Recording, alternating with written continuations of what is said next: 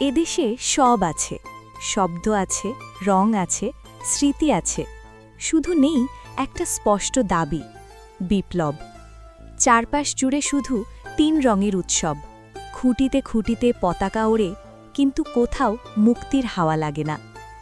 চারপাশে রক্তের দাগে মোড়া উল্লাস, শিরোনামে শহীদের নাম, অথচ উন্নতির কোনো শব্দ শোনা যায় না। ফুল দেওয়া হয় বেদিতে, নমে আসে ক্যামেরার ফ্ল্যাশ, কিন্তু সম্মানটা ফিরে যায় বক্তৃতার শেষে। আমি খুঁজি শহীদের প্রতি নিঃস্বার্থ ভালোবাসা, আমার বোনের নিরাপদ হাঁটা, তার চোখে ভরসা, কিন্তু পাই না। আমার বাবার ত্যাগের গল্প আজ ফাইলের ধুলোয় ঢাকা, ইতিহাস নয়, শুধু আনুষ্ঠানিকতা। দেখি শুধু ক্ষমতার মঞ্চে দাঁড়িয়ে ফেটে যাওয়া গলা, মিথ্যার প্রতিশ্রুতির বন্যা। আর ৫টা বছর দিন, তারপর ব্যালট বাক্স বন্ধ হতেই বাড়ে তাদের প্রাসাদ, গাড়ি, পাহারা।